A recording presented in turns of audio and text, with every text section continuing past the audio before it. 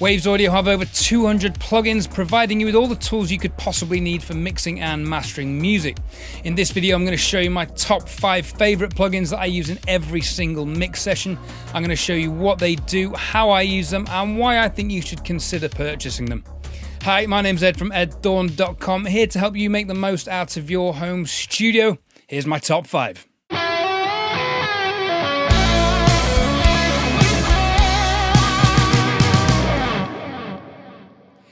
Number 1, the SSL E-Channel Strip. This is my longest standing favorite plugin from Waves, and I use it all the time. It's a very versatile plugin, and it's really great to use on individual channels and also stereo bus channels. There are hundreds of presets available, but the one I use the most frequently is the backing vocal preset. It's got a gate to eliminate breaths between phrases that may clash with the lead vocal breath, a heavy compressor to make sure no transients peak out and clash with the leads, and I usually roll off the tops to minimize sibilance that may also clash with the lead vocals. I'll mention this now, there are links to all these plugins in the description below. If you find this video useful and fancy supporting the channel, purchasing through these links is a great way to do that at no extra cost to you.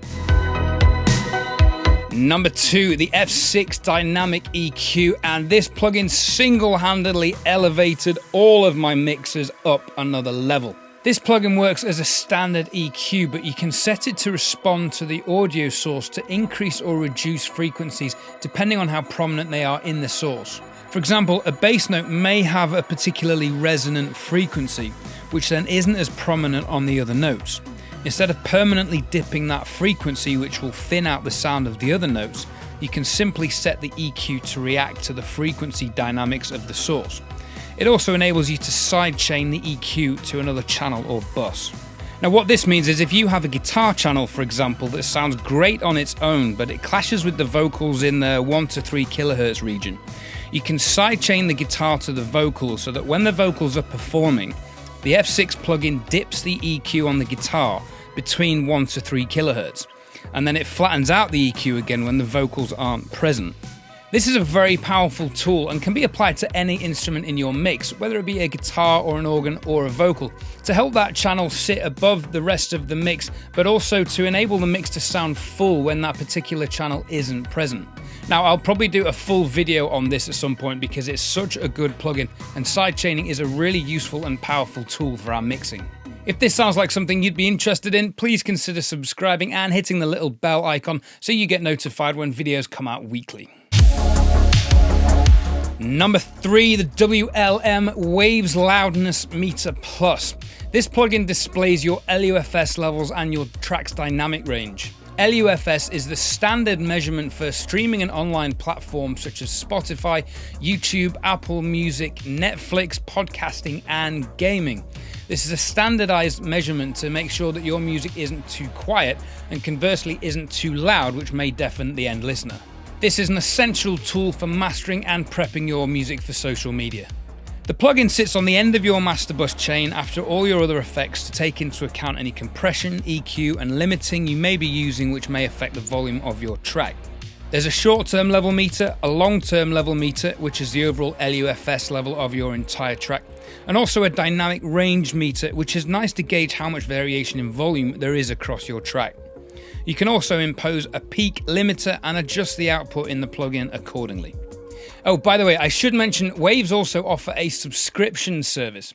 If you'd rather pay a small amount of money per month and get access to loads of plugins, maybe this is the best option for you. Starting from as little as $6.99, there are different packages available with different add-on options to suit your budget, so there's something for everyone. If you'd like to find out more, click on this video in the description below.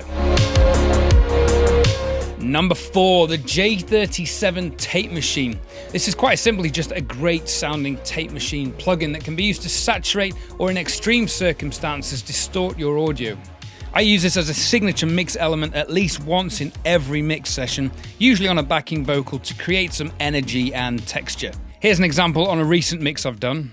What doesn't kill you gives you something to blame! You can hear more examples of this in all of the songs I have on Spotify. See if you can spot where I've used this. My Spotify is in the description. This plugin is also a great way to add some density to a drum bus and distortion to a bass, guitar, organ or synth channel. If you're finding this video useful, please tickle the like button. It does help YouTube recognize the video, which helps the channel grow, and I really appreciate the support. Number 5, the StudioRack. StudioRack is one of the most powerful plugins you will find, and it is free. StudioRack enables you to utilize all of your Waves plugins in one ingenious plugin with unparalleled processing capabilities. You can send parallel sends to a channel or bus and process them independently to the main channel. You can add up to 5 multi-band split sections and process each one differently. A bit like a multi-band compressor, but you can add processing to each individual frequency band. For example, if you wanted to compress the bass frequencies below 100 Hz and add some sub, you can do. Also, if you wanted to add some reverb to the top end of your frequency spectrum to add some glisten and sparkle, you can also assign these macros for easily accessible parameter adjustments.